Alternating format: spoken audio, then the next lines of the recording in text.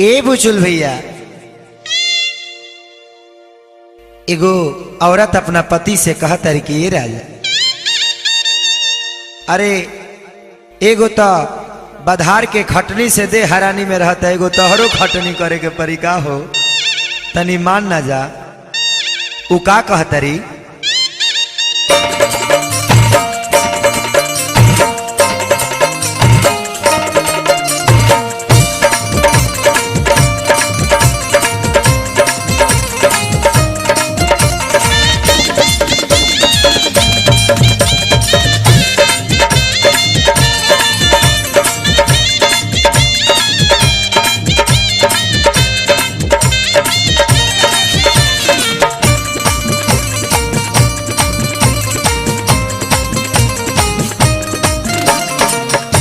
कहला बिछावना खरी हानि में ना डालो, परसनी में ना डालो, परसनी में सैया राजा हो कैसे होई गेहूं के कटनिया खटनिया जब से जे पकड़ब राजा हो कैसे होई गेहूं के कटनिया खटनिया जब से जे पकड़ब। कहला बिछावना घरी हानि में ना डालो, परेशानी में ना डालो, परेशानी में सैया राजा हो कैसे होई गेहूं के कटनिया खटनिया जब से जे पकड़ब राजा हो कैसे होई गेहूं के कटनिया खटनिया जब से जे पकड़ब। अरे दिया हो दिया गाना गाना, अरे काहे महेश भैया राजा हो जब जल्दी दिया राजा हो तो हमर मोले अनुसार या राम ज्ञानी हमर मोले अनुसार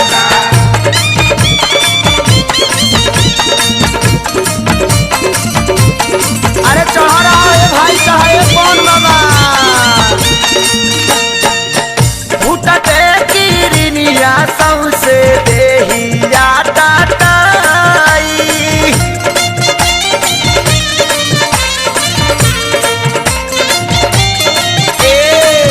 कम जाहू आई कैसे बोझावा बांधाई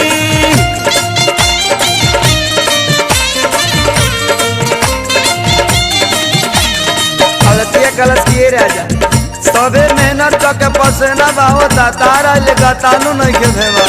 अरे कैसन बड़ा फूटते किरनिया सौसे देहिया टाटाई कम जाबू आई कैसे बोझावा बांधाई डबल हो जा ताहरनिया सुधारी लरहोनिया सुधारी लरहोनिया नु हो बलमदी कैसे होई गेहूं के कटनिया खटनिया जब से जे पकड़ब मलमदी कैसे होई गेहूं के कटनिया खटनिया जब से जे पकड़ब।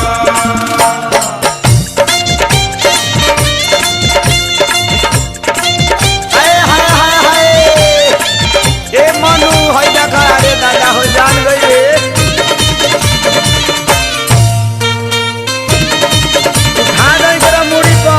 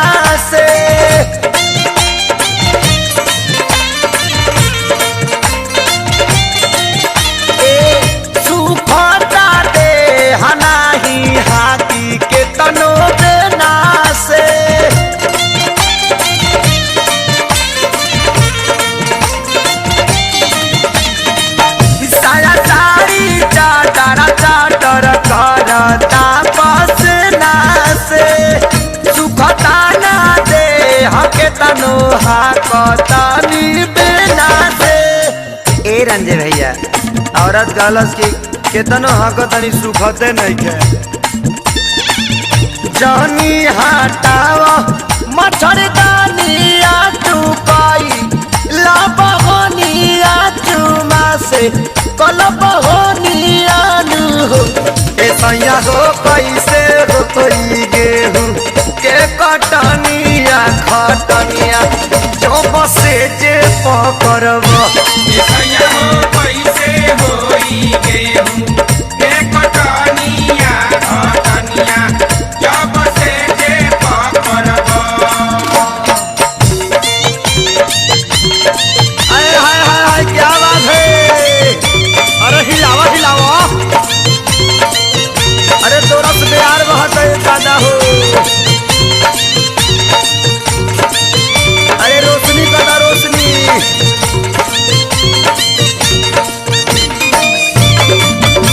ए गुड्डू भैया आर्मी के नौकरी छोड़ा जाओ। देवरा बेदर दिखे सारी काचे नींद जागाई।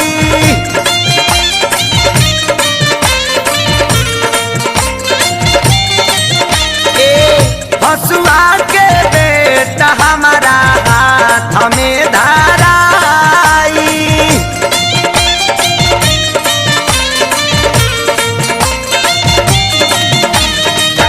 देवरा बेदर दिखे सारी काचे नींद जागाई।